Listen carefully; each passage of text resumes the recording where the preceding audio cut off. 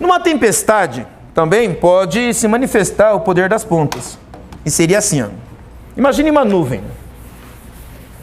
Tá? Imagine que aqui a gente tem uma nuvem. E o que você está vendo aqui é a base da nuvem. É a parte de baixo dela. Ela continua ali para cima, certo? E aqui está a superfície da Terra. Aqui está a parte superior da Terra. Ok? Imagine que com o passar do tempo, a nuvem fica eletrizada, com carga negativa na sua base aqui. Tá? Então ela vai ficando eletrizada com cargas negativas aqui na sua base. E na superfície da Terra, os elétrons estavam aqui são empurrados para baixo, porque negativo e negativo faz o quê? Então os elétrons aqui são empurrados para baixo. O que sobra aqui? Cargas positivas. Então a superfície da Terra começa a polarizar-se com um polo positivo aqui em cima, certo? Vai surgir o que entre a Terra e a nuvem?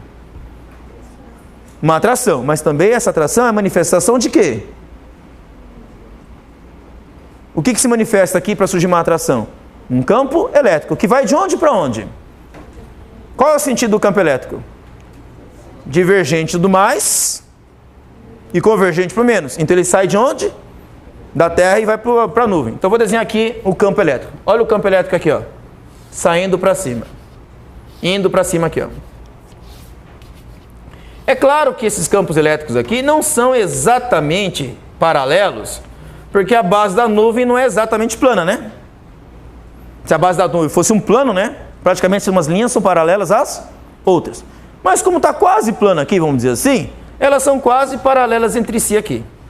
Tá? Então essas linhas que estou desenhando aqui são as linhas do campo elétrico. Ok? Se essa nuvem eletrizar-se demais, tanto aqui na sua base, quanto a Terra também eletrizar-se demais na sua superfície, o que vai acontecer com a intensidade do campo elétrico entre a Terra e a nuvem? Vai aumentar, exatamente. Então vai aumentar. Uma hora o campo elétrico aqui vai ficar tão intenso entre os dois, e essa força devido ao campo elétrico vai ficar tão forte também, que vai acontecer o que com os elétrons da nuvem? Eles vão se descarregar, certo? Em direção aonde? A Terra. E aí forma o quê? Forma um raio. Você tem a formação aqui de um raio em direção ao chão, certo? Então o raio é uma descarga elétrica, como a gente viu agora há pouco na simulação do gerador de Van der Graaf, né? Ok? Mas isso é uma análise simplificada, tá, gente? Não podemos esquecer que isso aqui é uma simplificação do fenômeno do raio. Porém, imagine agora que a Terra não fosse plana. A superfície do chão aqui fosse um chão assim agora, ó. Imagine que o chão ficasse desse jeito aqui, ó. Entendeu o que eu acabei de desenhar para vocês aqui? Eu tenho uma elevação no chão, certo? Isso aqui não seria como se fosse uma pequena, uma parte mais pontiaguda do chão? Certo? O que vai acontecer aqui? Primeiro porque a distância ficou menor, né? Certo? E aqui eu tenho uma área menor do que aqui. Então o que vai acontecer ali? Uma maior concentração de cargas. Olha o que vai acontecer aqui, ó. Certo? Então o que vai acontecer com o campo elétrico aqui na ponta? Também vai ficar mais intenso. Certo? Como o campo elétrico aqui vai ficar mais intenso, na hora que um raio começar a acontecer aqui, ó, imagine que ele está descendo, o raio está descendo aqui, ó. Bom, ele pode cair aqui, não pode? Mas onde o campo elétrico é mais intenso? Então, onde é que esse raio normalmente ele vai acontecer? Na ponta. Ele vai vir para cá, ó. Certo? Por quê? Porque aqui o campo elétrico ele é mais forte, mais intenso. Entendido, pessoal? Agora imagine que longe desse morro esteja você aqui, ó. Você está aqui, ó. Você está aqui. Certo? Em contato com o chão, tá? O que vocês acham que vai acontecer aqui na cabeça de vocês? Certo? Não estou falando que vocês são chifrudos não, tá, gente? Tá? Mas imagina o que vai acontecer com a cabeça de vocês. Vai ser uma ponta em relação ao chão. Olha o que vai acontecer aqui, ó. Certo? Uma maior concentração de cargas elétricas. Tá? Você até consegue perceber isso um pouquinho, que teu cabelo começa a ficar arrepiado, certo? Ok? Então se começou a chover, ou não está chovendo ainda, vamos dizer assim, antes de chover, certo? Você viu aquela nuvem de tempestade sendo formada e começa a ver raios acontecendo ao longe, certo? E a nuvem está sobre você e teu cabelo começa a arrepiar, já imaginou o que vai acontecer? Certo? Ok? Então já começou a imaginar, né? Então, imagine que o raio já está começando a acontecer aqui, o raio, ó, olha lá. Está procurando um caminho mais próximo do chão. O que acontece com o campo elétrico aqui, em cima da sua cabeça? Ele fica mais intenso, não fica? Então, eu acho que já sabe o que vai acontecer, né? Ok? Certo? Um raio pode cair sobre a sua cabeça. Ok? Principalmente se você estiver num chão plano, em que a parte mais elevada é exatamente a sua cabeça. O risco do raio cair sobre a sua cabeça é muito grande. É o que a gente chama de poder da ponta. Sua cabeça é uma ponta. E aí o que você faz? O que eu devo fazer? Eu devo correr para perto de uma árvore? Hein? Embaixo de uma árvore aqui? Né? Faça isso, né? Aí o raio vai cair na árvore, certo? Só que você está embaixo dela, né? Certo? Então ele vai cair sobre a árvore e passar por você também, né? Não pode fazer isso. Correr debaixo de uma árvore. Ok? Então o que eu tenho que fazer? Sair correndo para lá e para cá, para tentar enganar o raio? Certo? Sair desviando para lá e para cá? Também não, tá? Não aconselho a fazer isso. Ok? Porque às vezes o raio está vindo exatamente para cá e você vai mais perto dele, né? Ok? Isso acontece em frações de segundo. Então não dá para você saber onde o raio vai cair ali e correr para aquela direção, certo? Ou afastar dele. O conselho que eu dou para vocês, olha, deita.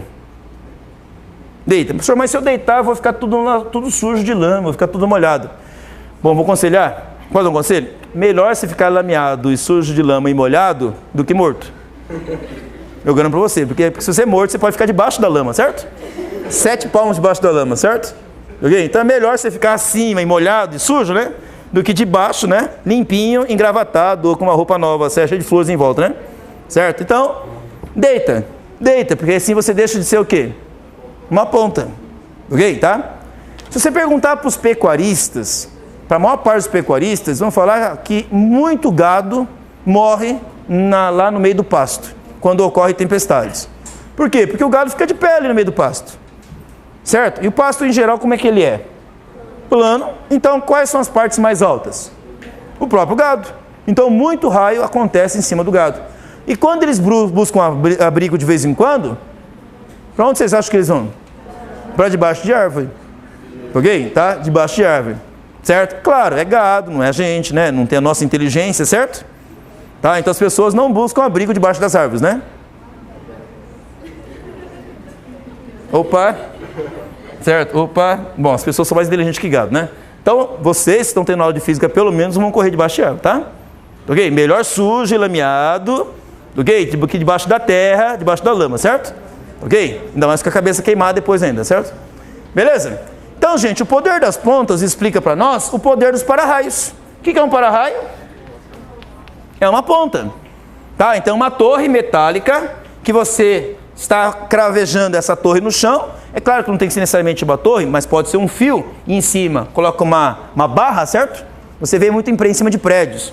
Nós temos prédios assim, e em cima dos prédios é colocada aqui uma ponta metálica. Essa ponta metálica tem um ferro que é aterrado aqui, certo? Isso aqui também é um para-raio. A vantagem dos para-raios é que eles criam um caminho mais curto para o raio acontecer e que uma maior concentração de cargas elétricas nas pontas. Então ele aumenta a probabilidade de acontecer raio exatamente sobre ele. Então os para-raios, na verdade, não são dispositivos que impedem os raios. Exatamente o contrário. São aparelhos que fazem o quê? Atraem os raios, só que com uma vantagem. Não deixa acumular muito. Então, em vez de uma nuvem formar uma grande descarga, ela forma o tempo todo pequenas descargas, e aí os raios vão acontecendo pouco a pouco e não deixa a nuvem acumular uma grande quantidade de carga e produzir uma descarga mais forte. É claro que mesmo que aconteça uma descarga mais forte, a probabilidade dela acontecer no para-raio é maior do que o entorno. Tá? A última informação que eu tive ainda sobre isso é que ainda não há um cálculo preciso, eu estou dizendo assim, de 100% de segurança de proteção dos para-raios. Qual é a área que um para-raio consegue proteger em volta? Não existe ainda esse cálculo preciso. Tá? Os engenheiros elétricos ainda não conseguiram fazer essa estimativa com precisão absoluta, do tipo 100% de segurança. Tá? O que existe são alguns modelos matemáticos que tentam otimizar a proteção. Por exemplo, quanto mais para-raios eu colocar, melhor. Então É claro que eles não vão gastar em para-raios à toa, ok? Eles têm alguns modelos matemáticos lá que prevêem uma área maior de proteção. Só que ainda, certeza de 100% ainda não é tão certo assim. Até porque existem raios que são diferentes desses aqui que eu acabei de mostrar. Tá? Como eu falei, isso aqui é uma simplificação, tá? Mas o para-raio pensado por Benjamin Franklin há 200 anos atrás, ele é eficiente, ok? É dentro de uma margem de aceitabilidade aí para o nosso dia a dia. Tudo bem, pessoal? Tá aqui? Tá? Então, dentro dos assuntos que nós abordamos aqui até agora, lei de Coulomb e a força elétrica na presença de um campo elétrico, manifesta-se a capacidade que uma carga tem de agir sobre outra a uma certa distância. Essa capacidade de uma carga agir sobre outra a uma certa distância abriu um leque de opções dentro da física de interpretar coisas que atuam sobre outras também à distância. Porque aí não é só a gravidade, não é mais só a eletricidade. Ímãs também fazem isso entre si. Se eu pego duas peças de ímãs e aproximo elas, um ímã não pode atrair outro, mas também pode repelir. Se eu pego uma moeda de ferro, por exemplo, ou de aço, ou de algo parecido e coloco perto do ímã, ele também pode ser atraído. Um prego, um parafuso também é atraído, sem contato físico. E a gente usa o mesmo tipo de expressão que a gente usa na eletricidade e na gravidade. Na eletricidade não falamos de campo elétrico? Na gravidade não é um campo gravitacional? No magnetismo falamos de um campo magnético. Então a expressão campo, ela passou a ser amplamente utilizada na física na forma de representar forças que atuam sem contato físico. Capacidade de agir a longa distância. Ok, tá? Ainda existem algumas forças que estamos tentando explicar melhor a interação entre elas, porque dentro da natureza nós conhecemos 4 tipos de forças, tá? Chamadas forças fundamentais. A força gravitacional, que a gente já falou, a força eletromagnética, que é essa que a gente está citando, que é a força elétrica, tá ok? Junto com a magnética, a gente vai unificar isso depois mais para frente. Existe uma força chamada força nuclear forte, que atua entre as partículas nucleônicas, tipo próton com próton, grudando um no outro, e as forças nucleares fracas, que atuam dentro do próton e mantêm a estabilidade dele, tá? Essas 4 forças são chamadas forças fundamentais. Mas nós também estamos descobrindo que existem outras forças possíveis de surgir, ok? Que intermediam entre essas forças aqui, algo que intermediam. Essa possibilidade de surgir forças que possam intermediar entre uma e outra, abriu aquela possibilidade que eu citei anteriormente, de criar uma teoria de um campo unificado. Uma tentativa de fazer o que com essas 4 forças? Unir e tratar como se fosse o quê? Apenas uma. Essa possibilidade, ela existe, mas não é tão simples assim. Tá? Não é só falar, são todas umas e fim de papo. Não, isso tem que ser teórico, matemático e tem que ser visto em laboratório. Experimentos que realizem essa unificação. Tá? Qual é a grande hipótese? A grande hipótese é assim. Se essas 4 forças existem em nosso universo, quando elas surgiram? Ora, quando surgiu o nosso universo. E quando surgiu o nosso universo? No Big Bang. Então, o que a física tem de hipótese? A hipótese é que provavelmente lá no Big Bang, quando surgiu o universo, em vez de haver 4 forças, havia apenas quanto? Uma. O que aconteceu com ela? Ela se dividiu em 4. Então, como os físicos têm essa hipótese, então nós trabalhamos com a possibilidade de encontrarmos essa unificação, tá ok? Quando a gente estudar a origem do universo, lá no Big Bang.